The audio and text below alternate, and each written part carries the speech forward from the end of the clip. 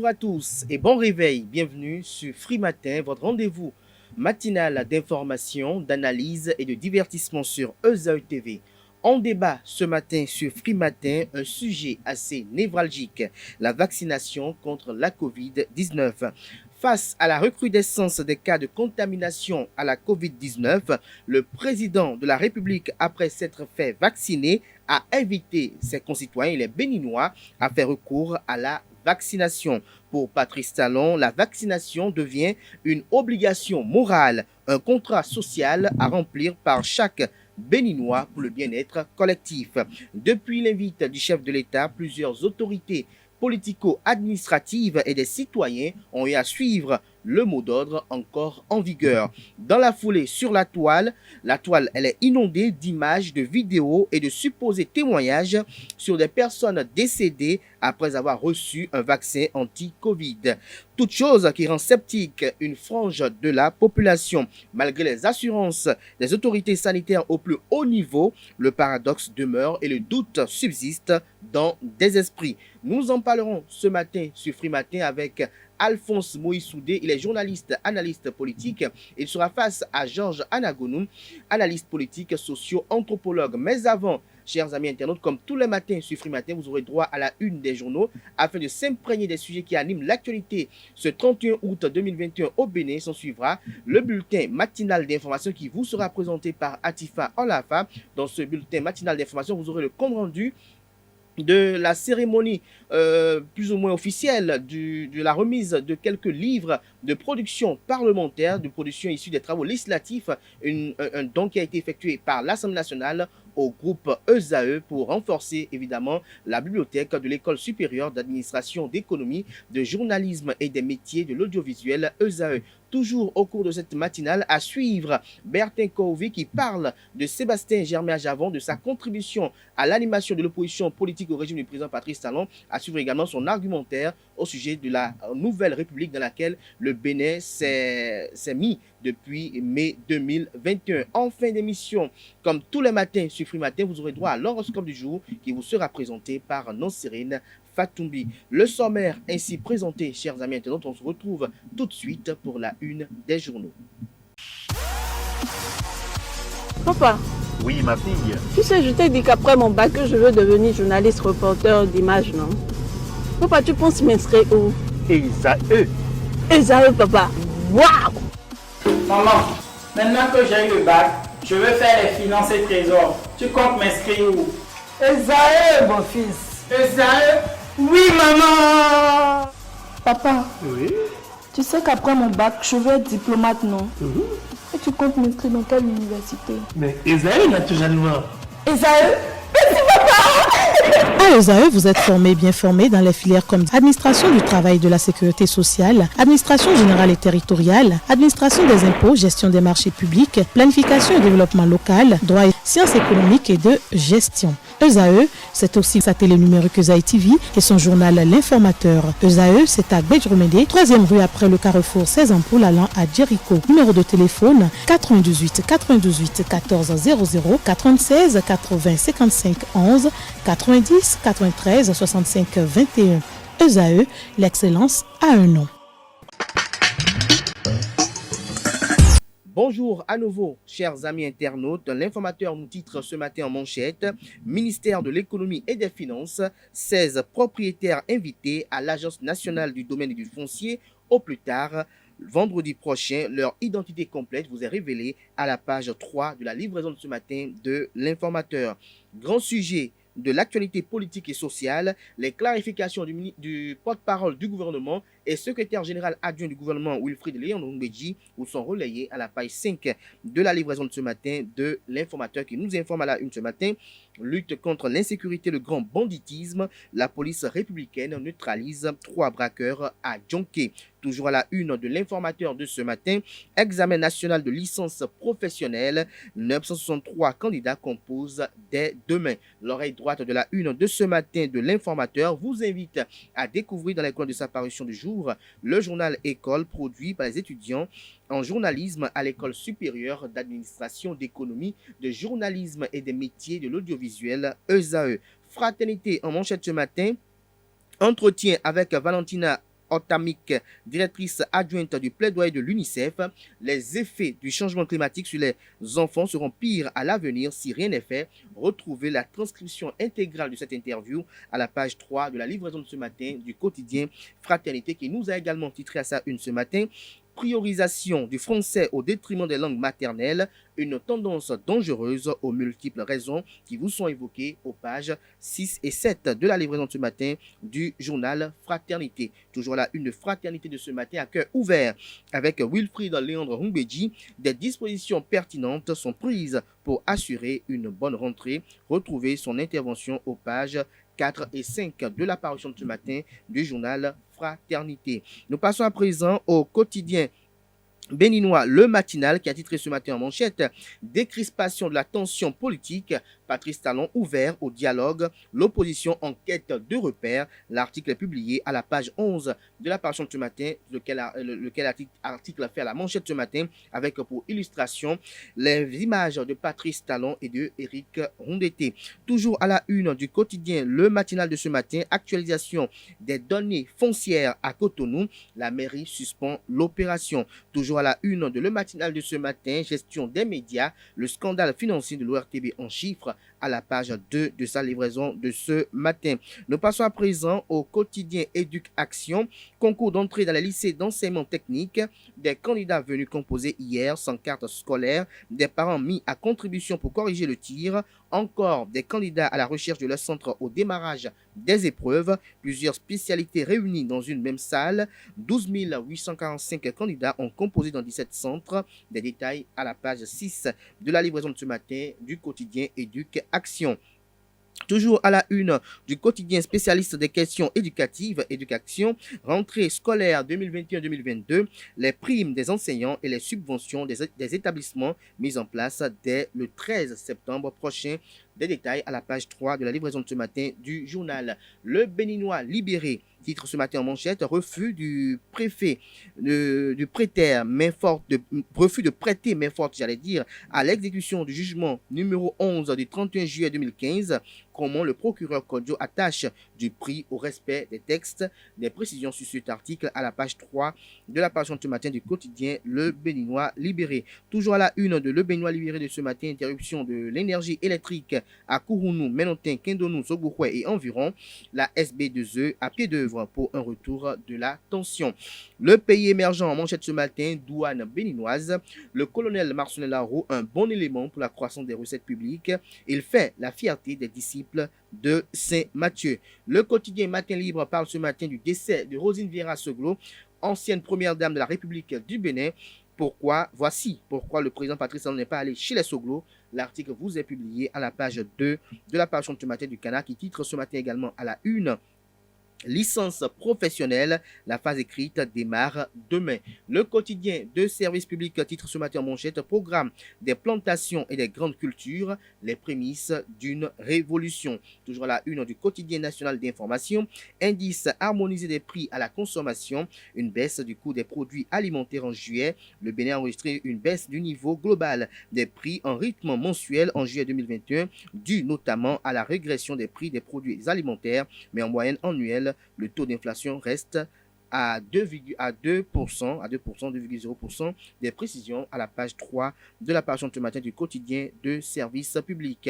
La tribune de la capitale, polémique autour du vaccin contre la Covid-19 au Bénin, les populations dans un cul-de-sac. Des détails sur le titre du confrère à la page 3 de sa parution de ce matin, qui a également titré à sa une ce matin: lutte contre l'insécurité à Cotonou, 3 malfrats mis hors d'état de nuire au quartier Djonké. Nous passons à présent au quotidien Défi Info.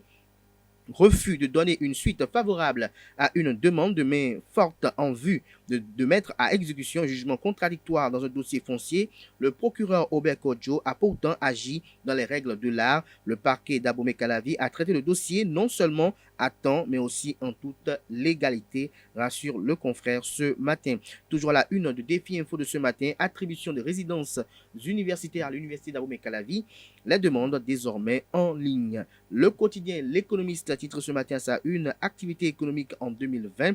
plus de 2 millions de Béninois disposent d'un compte bancaire. Nous passons à présent à Le Quotidien Le Routier pour boucler ce matin. Supposée arrestation du directeur général de la douane béninoise, Intox, s'exclame le confrère. Le colonel Charles Saka Inoussa Boko est toujours en poste. Les auteurs de ces allégations bientôt devant l'OCRC. Nous restons toujours à la une de Le Routier de ce matin, lutte contre la Covid-19. Wilfried Léandre Ngwedji, secrétaire général adjoint du gouvernement et porte-parole du gouvernement, se prononce sur la gestion de la crise sanitaire. Des détails à la page 8 de la livraison de ce matin du journal.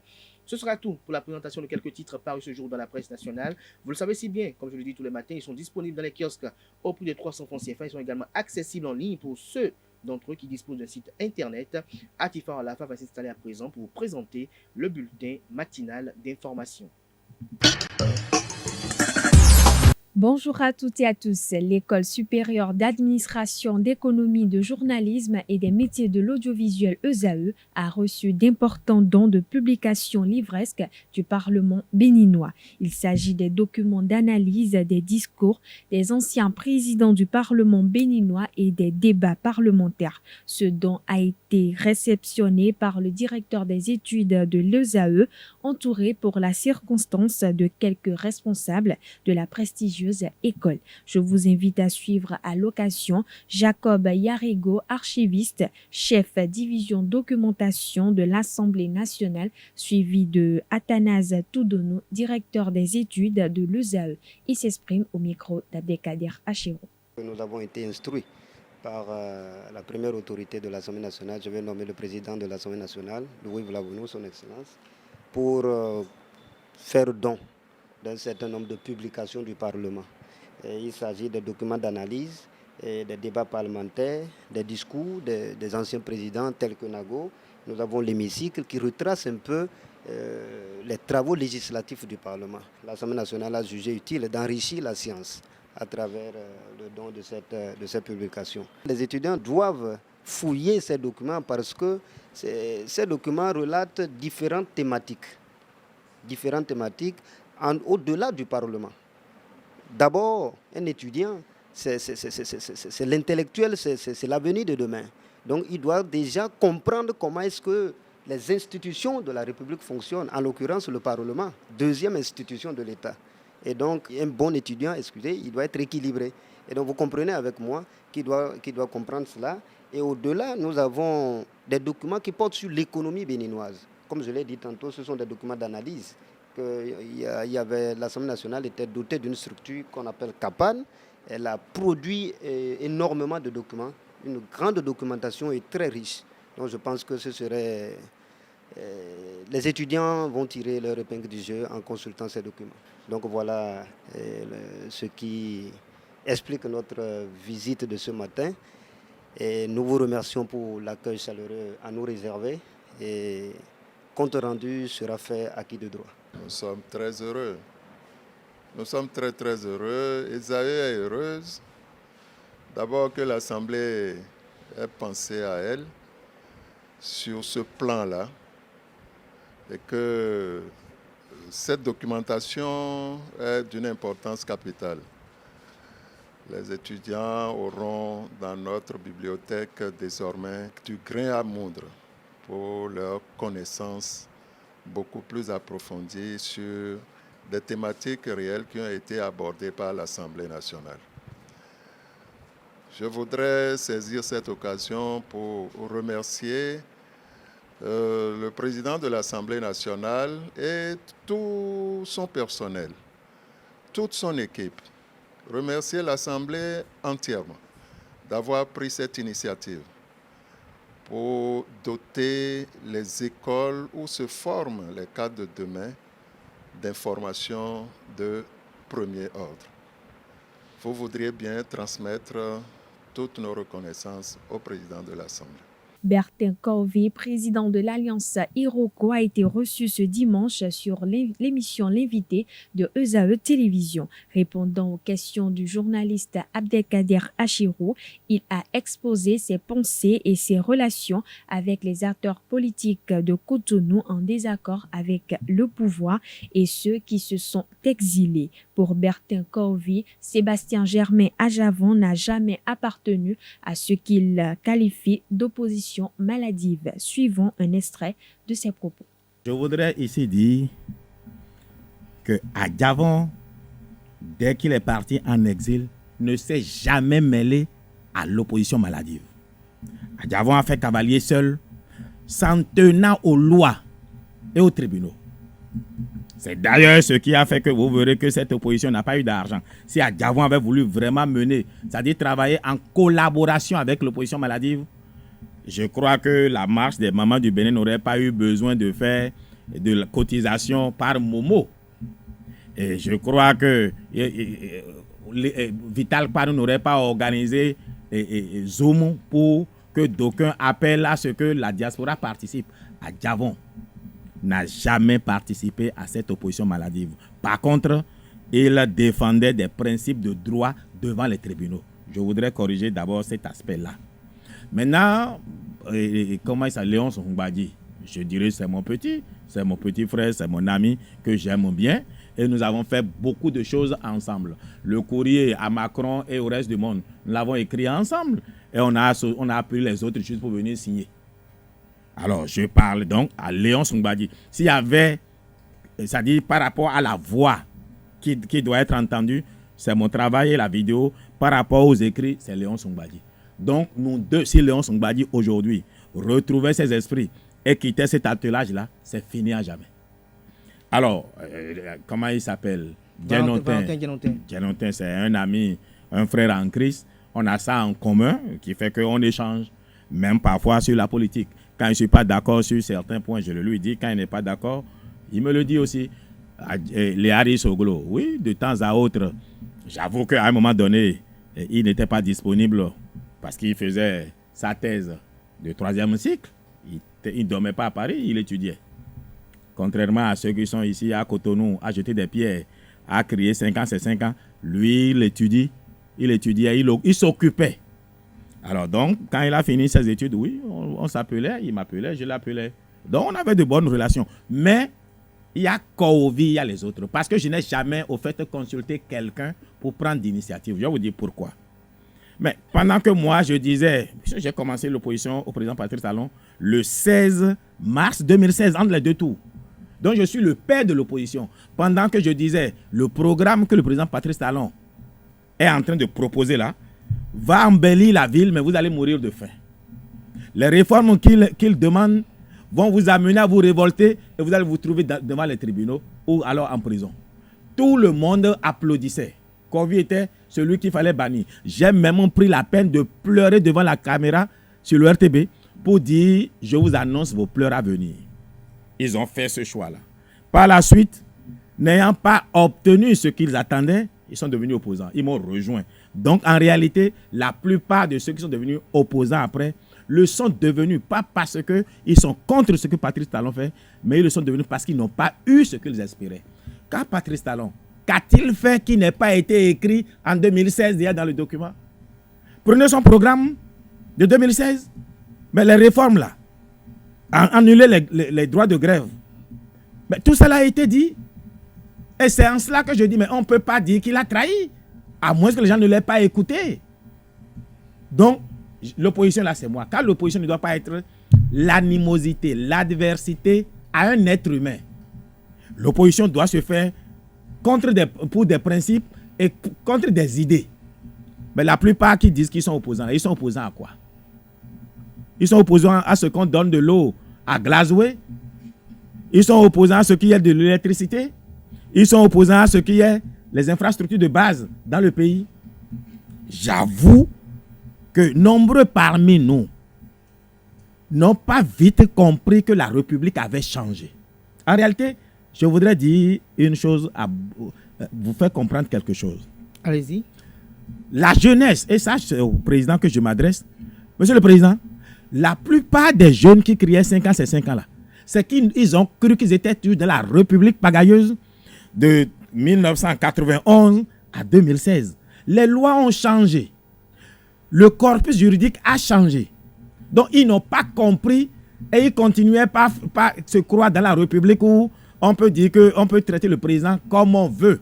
comme le faisait mon ami de Djonké, dont je ne vais pas citer le nom ici, on traitait Yahiboum de tous les noms d'oiseaux.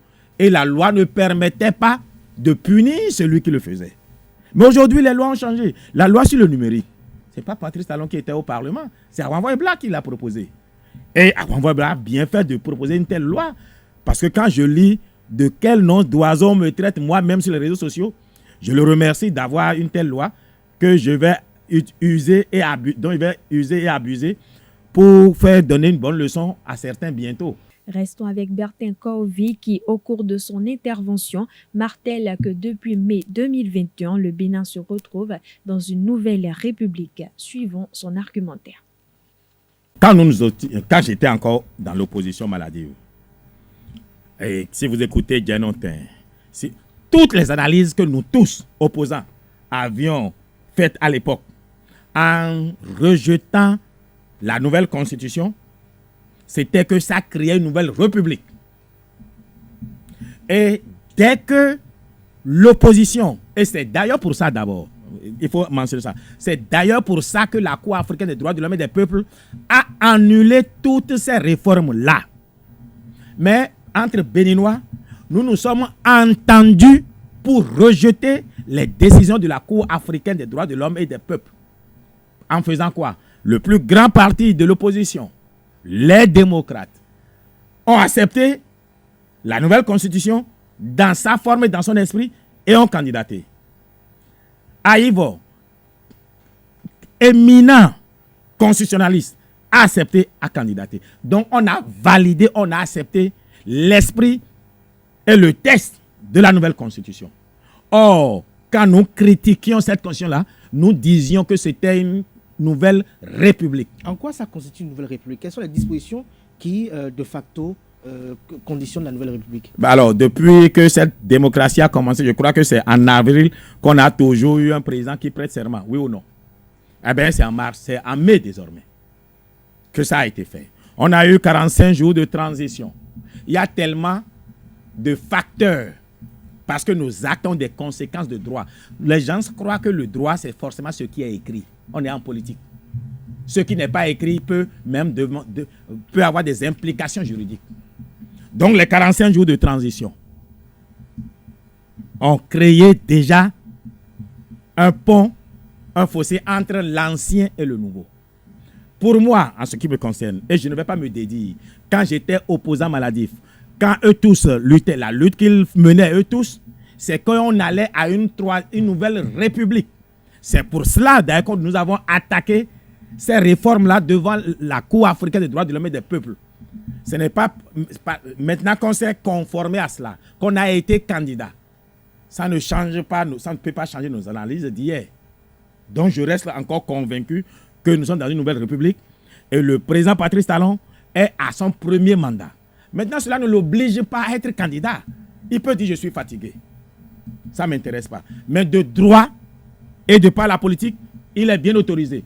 Et je voudrais appeler ce peuple à ne pas se laisser berner par ceux qui ne leur disent pas la vérité. Et demain, ils viendront dire 10 ans, c'est 10 ans. 10 ans, c'est 10 ans. Non, 10 ans peut être 15 ans. Donc, il faut sortir de cela. Maintenant, en dehors de ce que c'est constitutionnel, vous savez, vous ne pouvez pas vraiment sortir tout votre génie avec 10 ans au pouvoir. Quand j'étais candidat en 2016, j'avais déjà dit que j'allais modifier la Constitution pour qu'on ait droit à 2 mandats de 7 ans pour avoir 14 ans. Je l'ai dit quand j'étais candidat en 2016. Donc, je n'invente rien. Parce que j'estime qu'en économiste, et poser la question aux économistes, vont vous dire, pour qu'un programme économique vraiment ait d'impact, il faut au moins 14 ans. Et si jamais le président Patrice Talon quitte le pouvoir avant 15 ans, ça voudrait dire que les enfants qui sont nés quand il est venu au pouvoir n'auront pas encore 15 ans. Or, la nouvelle discipline, la pagaille qu'il tue en nous, il faut que cette rigueur-là dure au moins 15 ans. Une bonne partie des vieux pagailleurs auraient déjà eu le temps d'être envoyés au paradis. Parce que 15 ans d'espace, beaucoup sont déjà morts. Nous qui avons un certain âge, on serait déjà assez vieux. Donc, c'est pour le bien du Bénin que je souhaite que le président Patrice Talon fasse 15 ans. Écoutez, moi, je serai candidat un jour et je serai président, Inch'Allah. Mais je ne suis pas pressé. Ce n'est pas parce que je ne cherche même pas à être ministre et je ne veux pas être député. Ce n'est pas ce qui me fait courir. Et le président sait que ces choses-là ne m'intéressent pas. Mais je le dis du plus profond de mon âme, il faut permettre qu'il continue ce qu'il a commencé. Il faut que ça se fasse sur au moins 15 ans. Et après lui, celui qui vient, il faut que cela fasse encore aussi 2 mandats, dans la même rigueur. Si on a 25... Lorsque vous dites que celui qui va venir va faire 2 mandats, est-ce que vous êtes en train d'insigner qu'il pourrait avoir une révision constitutionnelle qui consacre votre vœu que désormais au Bénin, on ait 7 ans renouvelables une fois? Ah, j'en sais rien. Ah, si c'est cela, je serais heureux, mais je n'en sais rien. Je dis juste, lui fait 15 ans, mais le prochain qui doit venir, puisqu'on est dans une nouvelle république, il aura droit à 2 mandats. Si vos espérances doivent se concrétiser, dans la constitution en vigueur actuelle, il y a un article qui dit « Nul ne peut faire plus de 2 mandats de sa vie ». Oh, on va changer ça. Pour le bien du Bénin, il faut bien... Nous ne sommes pas des Français. Et on n'est pas des Américains. La démocratie américaine, là, est à la démocratie française une dictature. Et la démocratie française à la démocratie anglaise, c'est une barbarie. C'est pour vous dire que la démocratie, un modèle politique, n'est pas un produit d'importation qu'on amène d'ailleurs. Tenons compte de nos réalités. Le maire de Cotonou, par intérim, vient de suspendre l'opération d'actualisation des données foncières à Cotonou. Par communiqué en date du 18 août 2021, la mairie de Cotonou avait invité les propriétaires d'immeubles bâtis et non bâtis à se rapprocher de leur bureau d'arrondissement pour l'opération d'actualisation des données foncières. Romain Arrondinou invite les adjoints au maire et les chefs d'arrondissement à surseoir à l'opération en attendant les nouvelles recommandations de la Direction générale des impôts. Les embouteillages sont légion dans les alentours du marché d'Antokpa depuis quelques semaines. Interdit de circuler ou de stationner sur l'axe pharmacie des 4 thérapies, station Legba, les usagers de la route se pressent sur les autres voies de descente dans un tintamarre de klaxons. Nos reporters ont sillonné les environs le jeudi dernier. Suivez leur récit. De longues files d'attente ou de klaxons, des freinages brusques, des cris de détresse, c'est ce à quoi assistent les usagers de la route qui traversent le carrefour Saint-Michel pour le pont d'Akwakwa. Les usagers de la route doivent attendre longtemps dans la circulation avant de rejoindre leur lieu de travail en raison de la fermeture de l'axe routier 4 thérapies. Chauffeurs de bus, sémédiamans et pousse-poussiers vivent un véritable calvaire. Les routes, vous voyez, ils ont parlé des routes, n'importe où maintenant, donc il y a de gros solos partout maintenant, donc la situation que nous vivons actuellement, c'est vraiment déplorable. Ça ne va pas du tout dans le pays. Si on peut effectivement chercher une moyen pour nous, et on ne sait même pas pourquoi ils ont bloqué la voie. Là-bas, on ne sait pas pourquoi ils ont bloqué et que l'on pas encore trouvé le parc qu'on devait vivre, le parc laquelle on devait rester pour faire le chargement, on n'a pas encore. Donc c'est dans les fonds qu'on est en train de faire. Donc, ça ne va pas du tout parce qu'il n'y a pas une organisation correctement qui peut gérer notre côté là maintenant. Ce n'est pas encore fait cela. Donc tout le monde cherche de partout.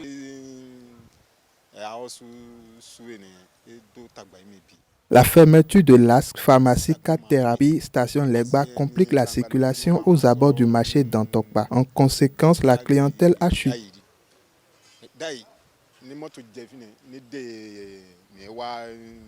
C'est nous qui sommes chargés d'acheminer les marchandises en provenance des contrées environnantes au cœur du marché à leur débarquement.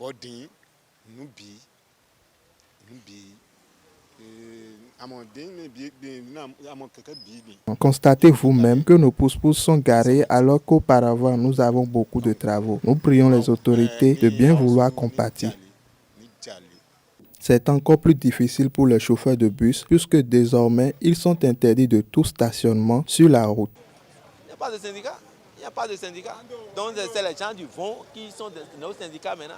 Donc c'est les propriétaires du fond qui sont des syndicats maintenant. Ce sont eux qui organisent les choses maintenant en train de faire. Même si les autorités disposent de valables raisons pour la fermeture de ces tasses qui compliquent la tâche aux usagers, ces derniers demandent aux responsables de mettre un peu d'eau dans leur vin. Un voleur de porte-monnaie contenant des bijoux et de l'argent a été appréhendé ce samedi 28 août 2021 à Djougou. Alors que ce dernier tentait de vendre les bijoux et d'autres objets, une fillette séquestrée a été découverte lors de la perquisition au domicile du présumé voleur. Le porte-monnaie a été volé le jeudi dernier au marché Somba Yobu de Djougou. La perquisition effectuée au domicile du mis en cause a permis de retrouver les bijoux volés et de saisir les téléphones portables, du chanvre indien et d'autres objets. Il a également été retrouvé, dans cette maison, une fille de 14 ans séquestrée depuis 3 semaines et qui aurait été violée. L'individu a été arrêté pour vol, séquestration et viol. À cet effet, une enquête complémentaire a été ouverte. Les membres de l'association des anciens élèves du CEG2 de Boïkan ont communié le samedi 28 août 2021 à l'espace paysage à Paou. À ces retrouvailles, les participants ont procédé au renouvellement du bureau exécutif en accordant un nouveau mandat au président Aurélien Aïsson. Reportage à Setondé Larios à Tchagbenou. Est-ce que Dieu a besoin de moi? Dieu a besoin de vivants. Mais pourquoi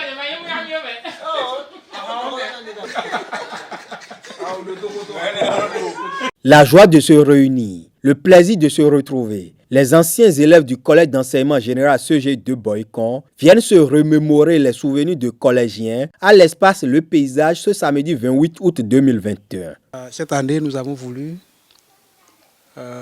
déplacer ou changer de lieu pour donner encore beaucoup plus de vigueur à nos retrouvailles. Les objectifs qui étaient au départ de la création de cette association, qui sont, entre autres, nous réunir, se retrouver et davantage communiquer entre nous-mêmes, davantage réfléchir sur les différentes possibilités qu'il y a de nous entraider. Collégiens devenus des cadres à divers niveaux, Aurélien Aïsson, Cédric Djaon, Constant Goun-Orou et leurs camarades ont partagé un repas fraternel dans une ambiance conviviale.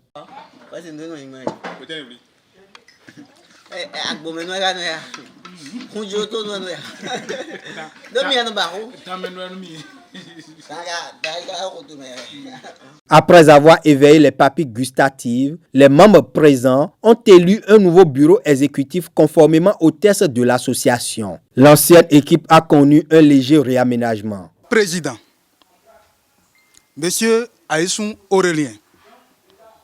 Vice-président, Monsieur Gandaro Joël. Secrétaire général, Monsieur Djaoun Cédric Adolphe.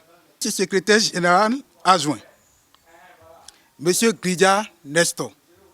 Trésorier général, Madame Goun-Orou Constance. Trésorier général adjoint, Monsieur Salifou Abbas. Chargé des affaires sociales et organisation, Monsieur Adagbe Prosper. Au regard du travail abattu à la tête de l'association pendant les 3 premières années, les membres ont décidé de renouveler leur confiance au président Aurélien Aïsson pour de nouveaux défis. Nous avons des opérateurs économiques, nous avons des cadres, nous avons des employés. Donc, on a toujours voulu se retrouver parce que ce n'est pas tous ceux avec qui nous avons commencé qui sont encore là. Et paix à l'âme de ceux qui nous ont déjà laissés. Et nous qui existons, nous allons continuer le travail.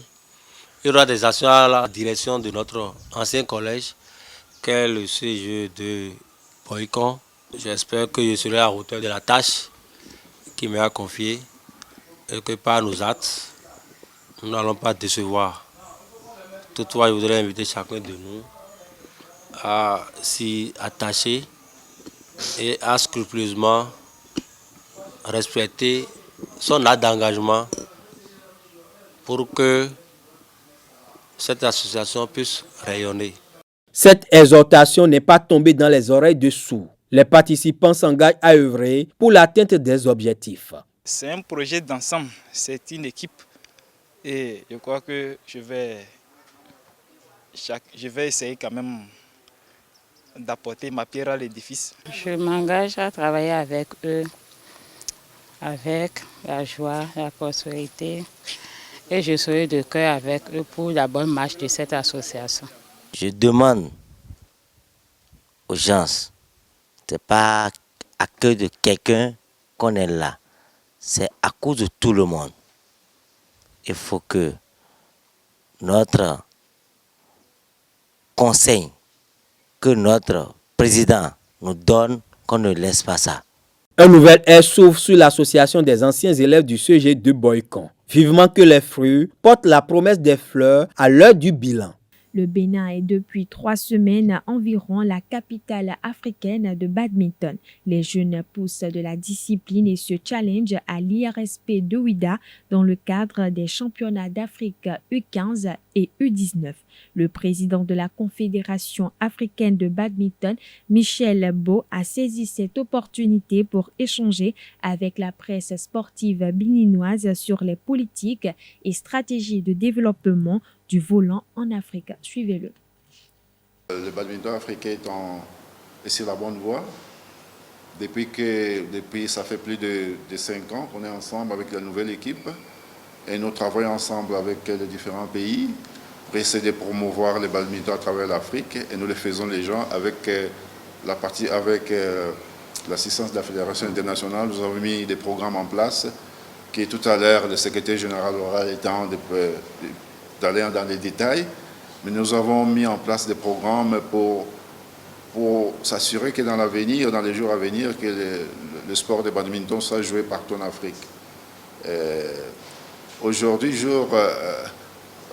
avec la technologie, on est en train de mettre en place certains équipements nécessaires qui peuvent faire en sorte qu'à tout coin du monde, on peut jouer le badminton. Comme vous le savez, dans le passé, quand on parle de badminton, on voit que la salle. Mais aujourd'hui, donc, on a mis des équipements appropriés où le badminton peut se jouer à l'extérieur et sur la plage avec les air badminton. Et avec les programmes mis en place sur les écoles avec le Shuttle Time, donc on donne le goût aux enfants de l'école de savoir qu'est-ce que le badminton. Et pour atteindre ce but de la Fédération internationale, c'est-à-dire de donner la chance à tout enfant à travers le monde d'avoir accès, d'avoir l'opportunité de jouer le badminton et de savoir qu'est-ce que c'est le badminton. Nous savons les écarts entre les pays. Mais je vous dirais, il y a 10 ans, cela, on n'entendait que 4 ou 5 pays. Aujourd'hui, on a, je dirais, plus de 45 pays où le badminton est pratiqué. On fait ces efforts, on sait qu'il y a des écarts, mais il y a des programmes qui sont mis en place en termes de coaching, par exemple, pour former les entraîneurs. À travers, il y a différents programmes qui sont mis en place pour aider ces pays qui viennent nous rejoindre, je dirais des nouveaux pays qui viennent de rejoindre le badminton, pour les aider à ce qu'ils puissent atteindre ces niveaux. Aujourd'hui, je suis fier de dire que quand on organise des compétitions, les médailles se partagent. Auparavant, je vous dirais qu'il n'y avait que 4 pays. Tu parles de l'Afrique du Sud, l'île Maurice, le Nigeria, et on n'entendait même pas parler du Bénin. Aujourd'hui, j'aurai un exemple typique. Aujourd'hui, j'aurai un pays comme le Bénin qui est nouveau en badminton, arrive à organiser des compétitions de cette ampleur. Donc, dans les jours à venir, nous allons avoir au moins dans chaque pays des éléments, des joueurs qui sont capables de pouvoir avoir des médailles au niveau du continent. On les trouve déjà. Par exemple, je vais vous donner l'exemple de l'Ouganda. Avoir aujourd'hui, vous avez vu la fille de l'Ouganda, son niveau. Donc ce niveau maintenant, c'est éparpillé partout. On se les partage. Le président Michel Beau s'est fait entourer pour la circonstance du secrétaire général de la BCA, Saïr Edo, et du président de la Fédération béninoise de badminton, Aubin Assogba. Le patron de l'administration de la Confédération a relevé quelques faits d'armes qui sous-tendent le développement du badminton africain. Le badminton africain monte en puissance. Mais il faut aussi être réaliste. On sait que le badminton dans le monde en entier est dominé principalement par les Asiatiques et quelques pays européens. Et ça ne sera pas de la magie du jour au lendemain de pouvoir compétir avec les meilleurs mondiaux.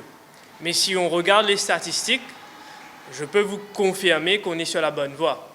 Par exemple, durant les derniers Jeux de Tokyo, l'Afrique était représentée dans les 5 événements, c'est-à-dire le simple homme, simple dame, double homme, double dame et double mix. C'est quelque chose qui ne s'est pas passé auparavant. Donc, évidemment, on est sur la bonne voie.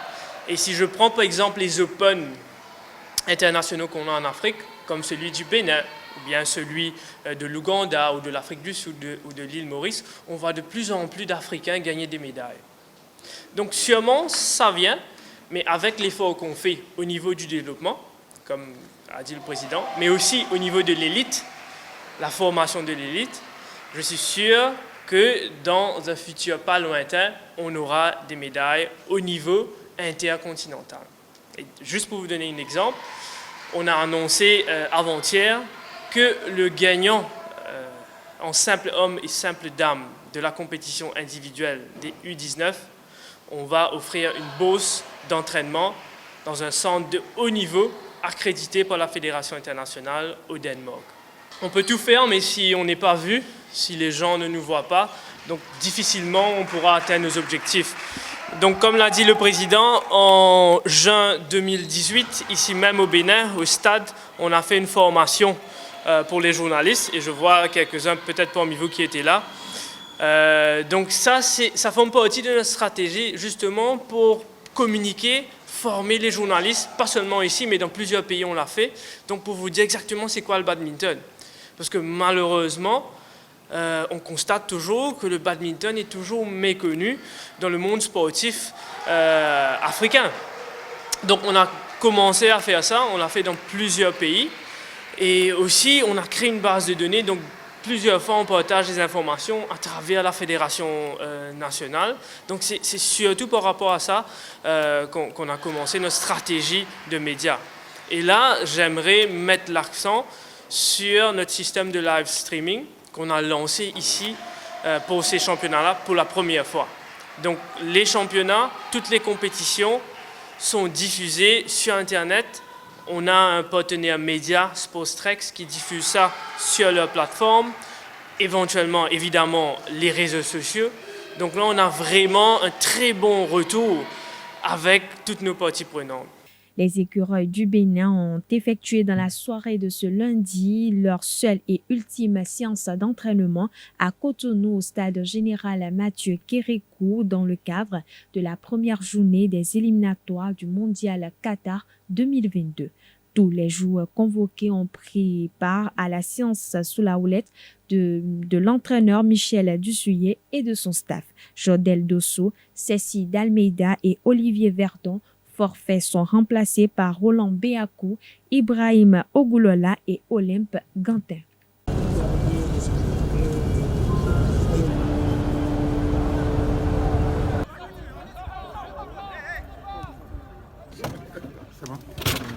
Ouais, c'est un premier entraînement de la semaine, donc il faut gérer les états de fatigue des uns et des autres et l'intensité aussi par rapport au travail. Donc c'est plutôt individualisé, mais bon, comme d'habitude, je trouvais que les gars étaient bien et que voilà, on n'a pas beaucoup de temps pour se préparer. En fait, on a 2 séances d'entraînement parce que demain on ne pourra pas s'entraîner. Donc après, c'est la séance de reconnaissance du terrain. Donc c'est vraiment très très court. Après, les ambitions, on en a déjà parlé. Je pense que quand on démarre une compétition, c'est pour faire le meilleur résultat possible. Donc le meilleur résultat possible, c'est d'essayer de viser la première place.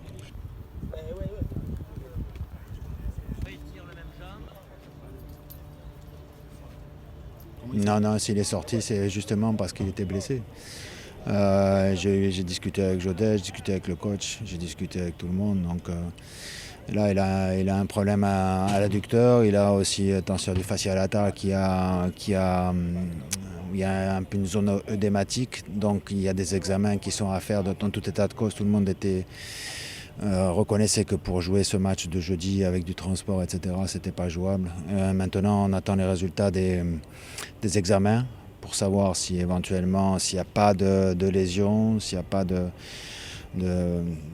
blessures avérées sérieuses, peut-être on peut envisager de compter sur lui sur le deuxième match, mais ça reste à voir dans les prochaines, 72 heures, quoi.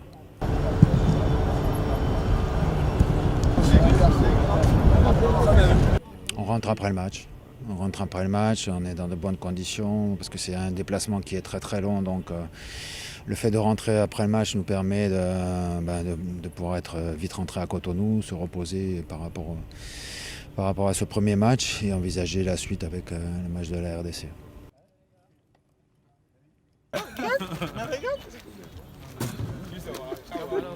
Marcelin Koupo et Bourou Abdou Samadou sont testés positifs au test PCR. Ils ne seront donc pas du voyage de Madagascar. Ils s'envolent cet après-midi à 15h. Voilà, chers internautes, c'est tout pour ce bulletin matinal d'information. Merci pour votre attention et excellente journée de travail à toutes et à tous. La grande édition du journal à télévisé sur ESAE TV est prévue pour 19h. Ce sera une présentation de Billy Laibi, si tout va bien. Place à présent au débat de ce matin sur Free Matin.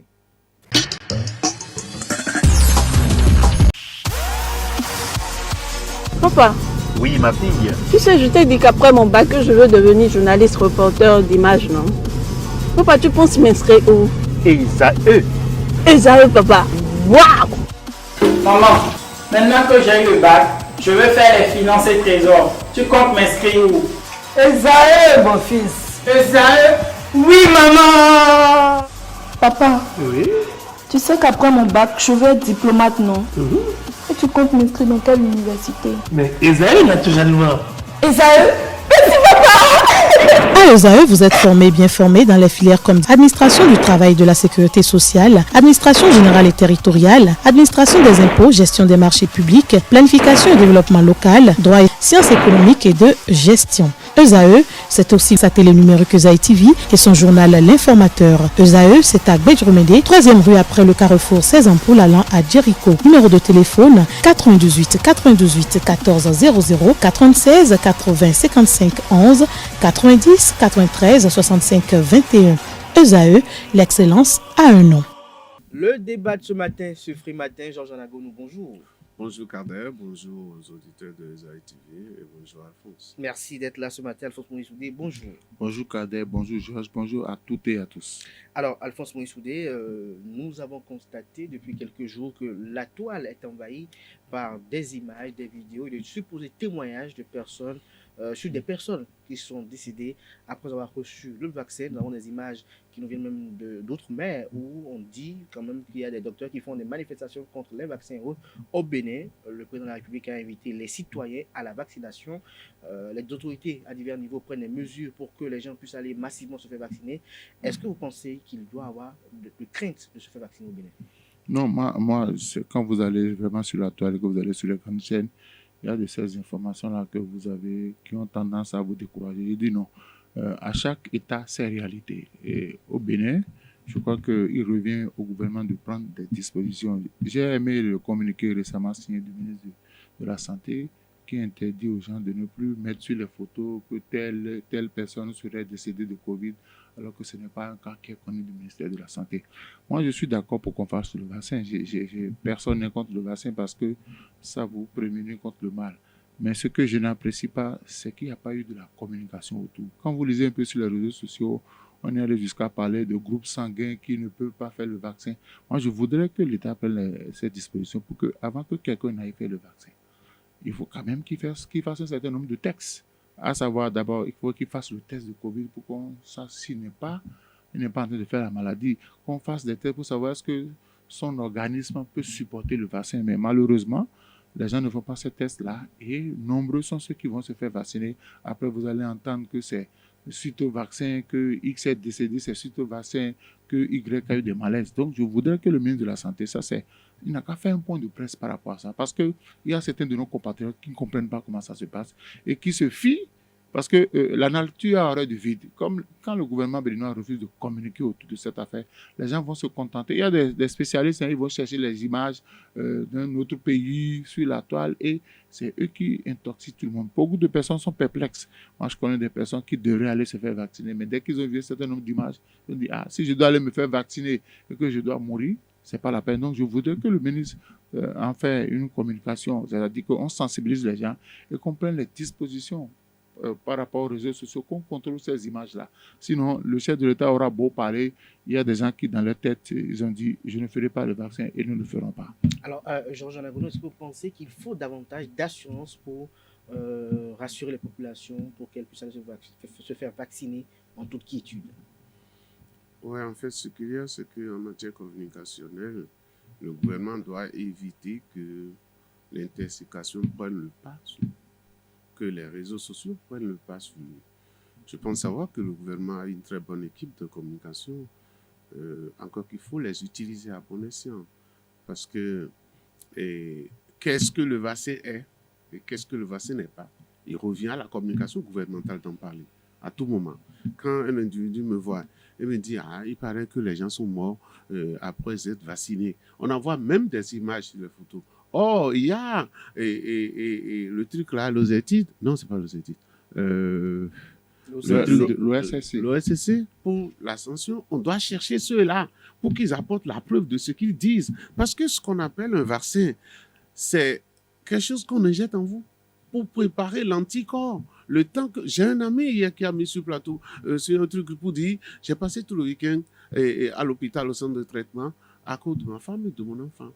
Mais ma femme, heureusement, ma femme est vaccinée depuis. Et donc, c'est ça qui a permis de le sauver. Mais ceux qui disent que quelqu'un est mort, là, où est-ce qu'ils sont? Comment ils savent? Par quel test ils ont su que c'est vrai?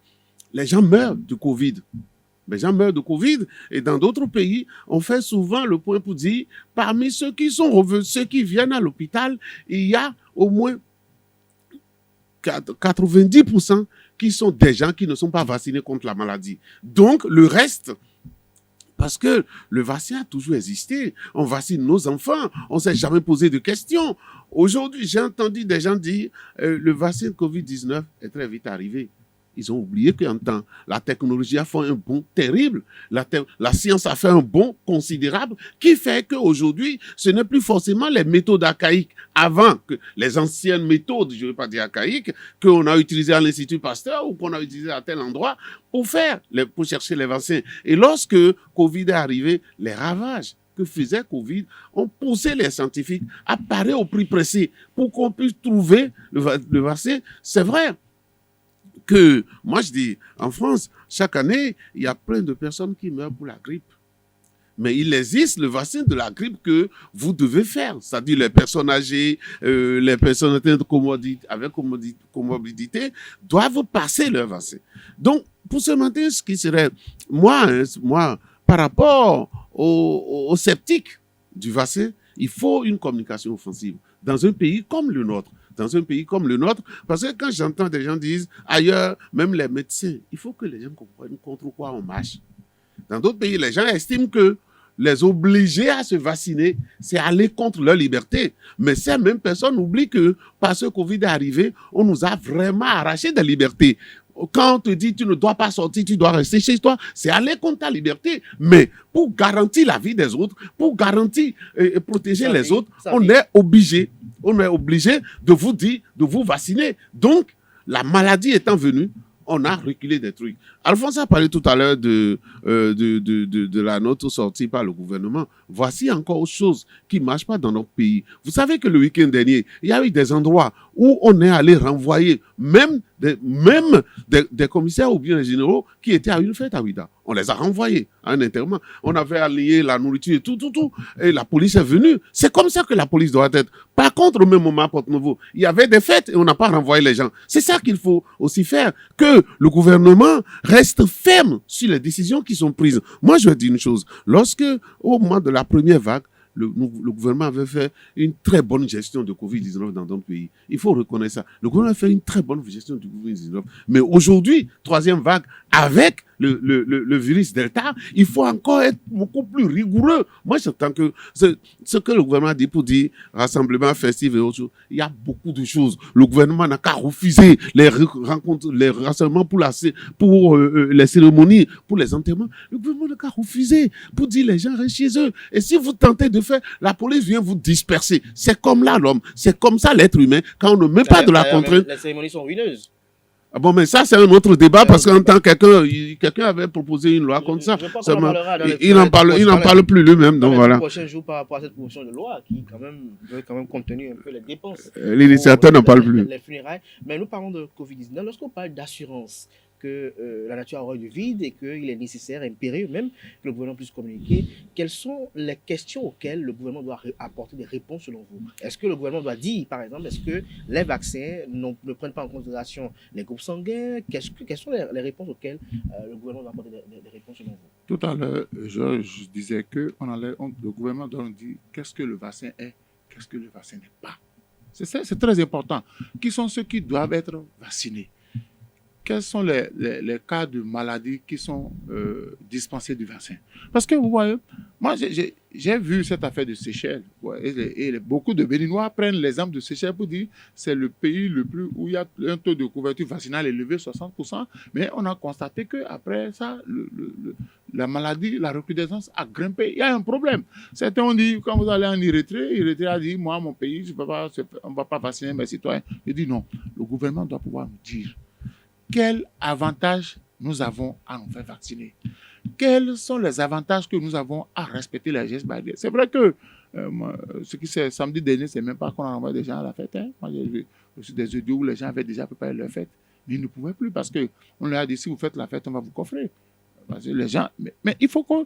C'est ça que je regrette un peu dans le fonctionnement du gouvernement. On prend de bonnes décisions, mais il n'y a pas de suivi. Ce matin, quand je venais, vous allez voir, dans les feux tricolores où il y a présence de policiers, les gens continuent d'être à 3, à 4 sur des motos, sans cache-nez. Le policier est là, il ne les arrête pas. Ouais, c'est comme ça, quand on prend une décision, il faut l'appliquer dans sa dernière rigueur. Parce que vous allez un peu, ce que j'appelle dans les banlieues de Cotonou, mais quand vous mettez votre cache-nez, vous êtes considéré comme un extraterrestre. Et le drame, vous allez voir la même personne utiliser le même cache-nez pendant 2 semaines. Ça devient pratiquement noyé. C'est que il sait pas qui. C'est pas dû au fait. Mais justement, il y a que il faut dire aux gens, il faut dire. Moi, j'ai lu hier, on a dit quand vous mettez le cache-nez au niveau de la gorge, vous contaminez davantage que quand vous ne voulez pas mettre votre cache-nez, vous l'enlevez. Ça, par exemple, il faut qu'on communique autour. Parce que nos gens, quand l'État central n'a pas parlé, c'est que pour certains, ce qui se dit sur les réseaux sociaux, c'est du fake. Moi, je voudrais qu'on sorte parce que la rentrée s'approche. Hein. La rentrée, c'est pour le 20 septembre. Et il faut prendre les dispositions. La communauté scolaire, c'est la plus grande, c'est la grande masse. Et vous voyez, dans les classes, il faut qu'on dise désormais parce qu'en temps, on avait dit dans les classes, il faut respecter un certain nombre de distances. Mais l'année scolaire dernière, le gouvernement n'a pas fait cas de ça. Non, même pas. À l'examen, quand les enfants sont restés, certains ont eu cache-nez, bien qu'on leur ait distribué le cache-nez, n'ont pas utilisé. J'ai dit, les mesures qui sont déjà proposées, il faut que le gouvernement donne les moyens à la police de faire respecter ces moyens. Parce que, je suis sûr, le vaccin ne vous épargne pas de la maladie. Vous faites le vaccin, vous allez choper la maladie. Donc, autant dire aux gens, désormais, moi je vois, on continue de... Mais vous dites que le vaccin n'épargne pas de la maladie, mais quelle est la contribution du vaccin? Non, le vaccin vous épargne de la forme grave. Vous pouvez être guéri de la Covid quand vous avez fait le vaccin.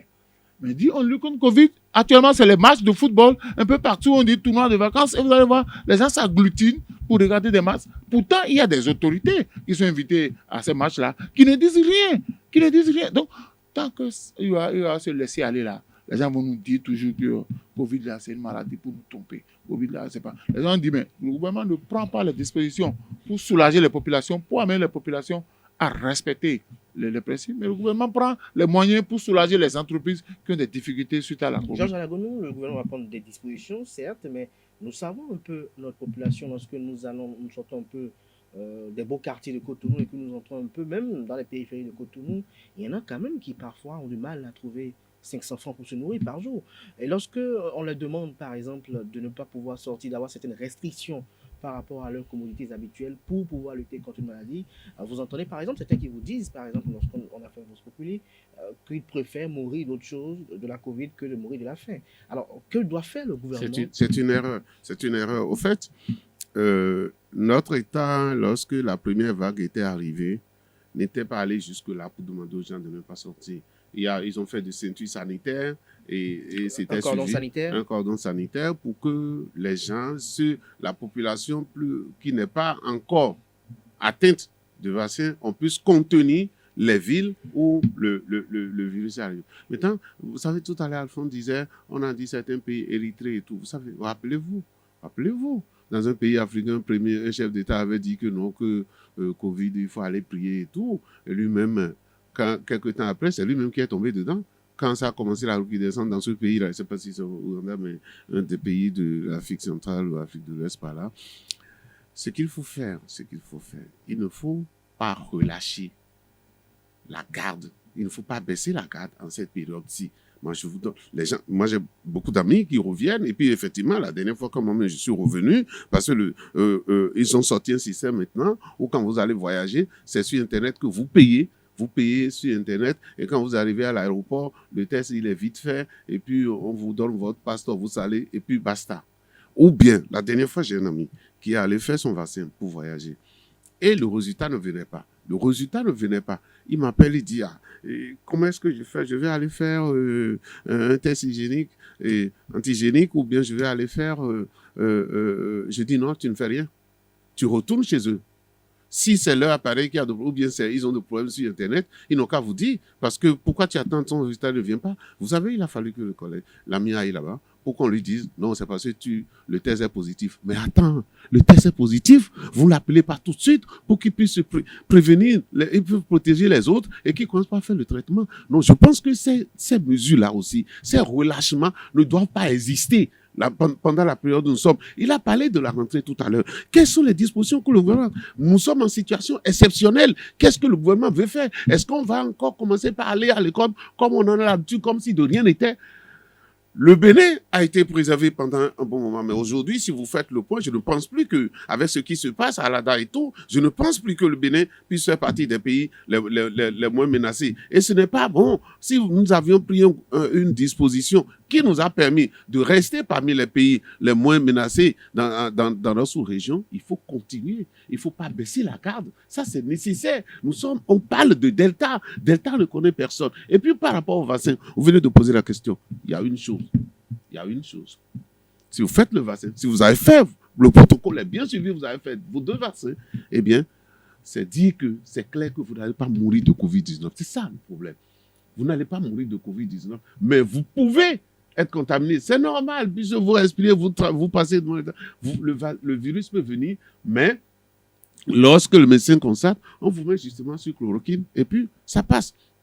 Les signes disparaissent. Il y a que nous devons constater, nous avons besoin de constater que le gouvernement mène une offensive communicationnelle contre tout ce qui se passe. Notre population étant ce qu'elle est, comme vous l'avez dit, la mauvaise information passe très vite. L'intoxication passe très vite, tandis que la bonne information a des problèmes à remonter. Quand c'est comme ça, il faut faire un plan communicationnel qui permet de parler aux gens, parce qu'il y a 2 problèmes. Ce qu'on ne dit pas, est-ce qu'aujourd'hui, il existe véritablement de doses disponibles, de vaccins disponibles pour que les gens aillent se vacciner? Ça aussi, il faut communiquer là-dessus pour que les gens sachent que... Parce que ce qu'on ne peut pas faire, on peut faire que, par exemple, ce que le gouvernement fait pour faire le point à chaque fois. Mais quand on fait ce point-là, il faut multiplier. Il faut des gens sur les toiles pour en parler, pour que le débat s'installe. Le vaccin, moi je le redis, je pense que je vous avais dit sur ce plateau, lorsque j'ai été faire ma première dose que je suis revenu. C'est depuis mars. Je faisais parler des premiers. Moi, j'ai eu aucun problème jusque-là. Seulement aussi, il ne faut pas dire, c'est pas seulement Covid-19 qui tue, comme il a dit tout à l'heure. Si vous aviez déjà autre chose et que vous vaccinez, il y a des gens qui se couchent. Justement, comme le dit tantôt Georges Nagounou, Alphonse Moïse, c'est estime que lorsque vous allez prendre le vaccin et que vous avez des antécédents, ça déclenche autre chose. Est-ce que le gouvernement doit également rassurer à ce niveau? Et que pensez-vous de ceux qui évoquent ce slogan en Europe, liberté vaccinale? Moi, je n'ai pas lu le protocole de vaccination. Mais ceux qui se sont vaccinés m'ont dit que dans le document que vous signez, on met à la fin, vous n'êtes pas obligé de vous vacciner. C'est dangereux dans un protocole. Vous me demandez de venir me vacciner. Je lis tout, mais à la fin, on dit que vous n'êtes pas obligé de vous vacciner. Et quand cette rumeur-là entre dans la population, ça change tout. Ça revient à dire quoi? Que si après je me fais vacciner et qu'il y a des complications, mon gouvernement n'est pas responsable. Le producteur du vaccin n'est pas responsable. Il faut corriger ça. Il faut corriger ça. Moi, je dis, le vaccin, on doit le faire. Mais il faut changer de méthode. Il faut changer de méthode. Parce que moi, j'aime bien quand le gouvernement prend les décisions. Mais je suis très mal à l'aise qu'il n'y a pas de suivi. Tout à l'heure, on a parlé de rentrée. Vous savez ce qui se passe? Et je vais faire ça, c'est un coup de gueule. Je ne peux pas comprendre que mon gouvernement refuse de donner le système de lavage de mains au privé. Mais quand vous allez dans les collèges publics, si vous voulez prendre votre caméra, vous allez voir. Le matériel est stocké dans la cour. C'est-à-dire qu'il y en a eu en excès dans les collèges publics. J'en ai vu. Je ne vais pas appeler le nom d'un collège ici. C'est stocké dans la cour au moment des examens où nous avons suivi dans le collège.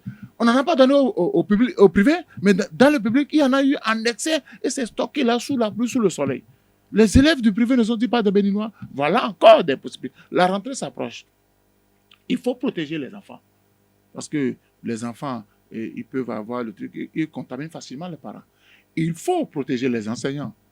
Il faut protéger les enseignants. Parce que c'est la grande communauté. Vous savez, dans une classe de 60, quand un élève quand le professeur a chopé ça et qu'il n'est pas allé faire le test, il n'a pas fait le vaccin, ou est-ce qu'il est content? Je voudrais qu'on fasse tout possible pour que ces informations qui circulent sur la toile ne circulent plus. Parce que ça décourage. Quand moi je connais un vieux qui a voulu se faire vacciner et il a pris cette disposition, il s'est levé le matin pour aller se faire vacciner. Quand on lui a dit que celui qui est derrière sa maison, après avoir fait le vaccin, a eu des malaises, il en est décédé.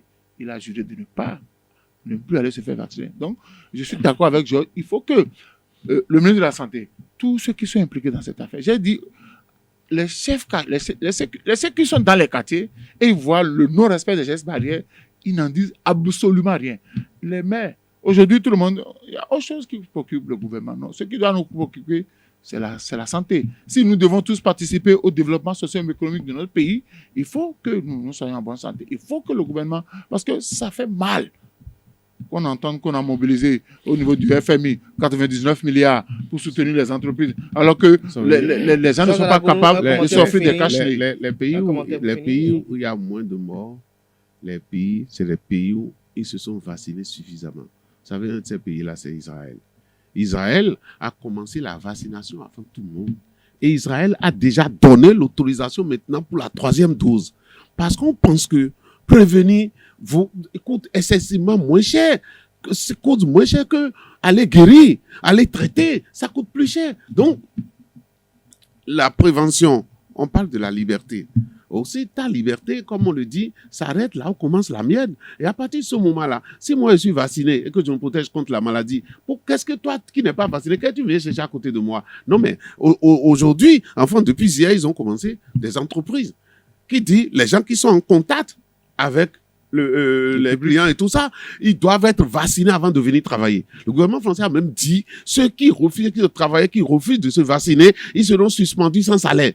C'est des mesures de contraintes qu'il faut prendre pour amener les gens à se vacciner. C'est le mal du siècle. Qu'est-ce que nous allons faire? On n'a pas demandé. Il paraît que certains ont mal manipulé un virus quelque part, mais ça n'est pas une personne. Les pays qui vont... Vous savez, quand Covid était arrivé, comment on appelle l'ancien président américain, celui qui vient de partir, Donald Trump a négligé la maladie. Vous vous rappelez? C'était l'hécatombe aux États-Unis. Les gens mouraient de tous côtés. Et quand le vaccin est arrivé avec le nouveau président, certains ont même dit que les scientifiques ont caché la vérité pour que Trump puisse partir. Moi, je ne veux pas dire ça. Mais quand ils étaient venus, tu l'as dit déjà. Ils étaient venus les premiers en matière de vaccination. En France, sur la population, ils ont pu contenir la 3e vague, c'est que sur 64 millions, plus de 48 millions sont déjà vaccinés. C'est ça la réalité. Et quand on dit au Bénin, à peine 300 ou bien 500 personnes sont déjà vaccinées. Et le reste, nous sommes 11 millions, dont le travail reste encore entier. C'est ce que je voudrais dire. Le travail reste entier. Je reconnais qu'il y a d'excellents communicateurs à la disposition du gouvernement. Ça, je reconnais ça. Maintenant, il faut qu'ils s'organisent et qu'ils organisent la communication dans toutes les langues et partout, pour que les gens puissent comprendre que quand on se vaccine, ce n'est pas pour mourir, mais c'est pour au-delà de la communication du gouvernement, je crois savoir que nous avons des chercheurs au Bénin. Je crois savoir que nous avons des grands médecins. Il faut que cela sorte et qu'ils parlent. Parce que les gens disent, mais on entend que les politiques, les chercheurs, ceux qui cherchent, ceux qui sont payés par le contribuable béninois pour faire des recherches, qui viennent nous dire, qui viennent nous sensibiliser. Parce que ce n'est plus le travail du gouvernement seul. C'est vrai que le gouvernement va communiquer en abondance, mais il y a les spécialistes de santé, il y a les épidémiologistes, il y a des gens qui sont au Sénat qui peuvent sortir, faire des tournées, sensibiliser les populations. Mais chacun, on dit, parfois le gars te dit, mais je suis allé voir mon médecin, il ne s'est pas vacciné. Et encore le drame, pour finir. Aujourd'hui, maintenant, vous ne pouvez pas vous lever de vous-même quand vous sentez des premiers symptômes. On va le faire le test. On va vous dire, il faut qu'un médecin vous le demande. C'est grave.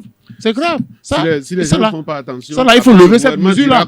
Il faut lever cette mesure. Ceux qui ne sont pas vaccinés n'iront pas à top. C'est vrai que la surveillance serait difficile, mais bon, voilà quoi. Si c'est ce qu'il faut pour préserver la vie des gens, on va dire même, tu sais, dans certains pays, lorsque la rentrée vient maintenant, le gouvernement français est en train de prendre des dispositions. Et l'une des dispositions, par exemple, si dans une classe, on détecte qu'il y a de contamination, on suspend toute la classe.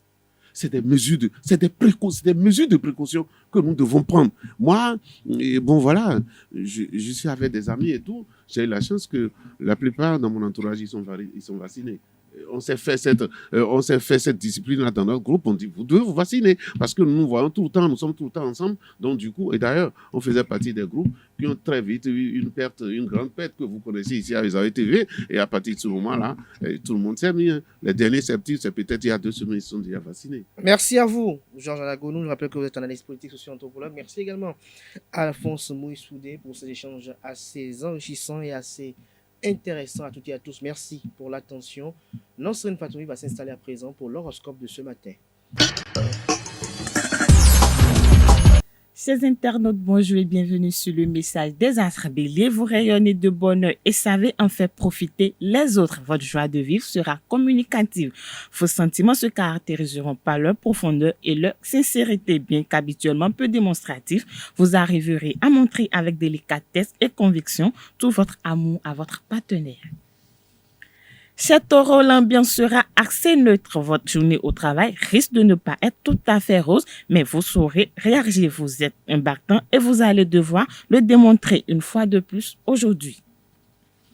Gémeaux, journée un peu déstabilisante. Votre sens de l'organisation pourrait être contrarié par l'attitude de certains de vos collègues. Vous aurez sans doute à rattraper quelques erreurs. Sachez contrôler vos nerfs et rester diplomate.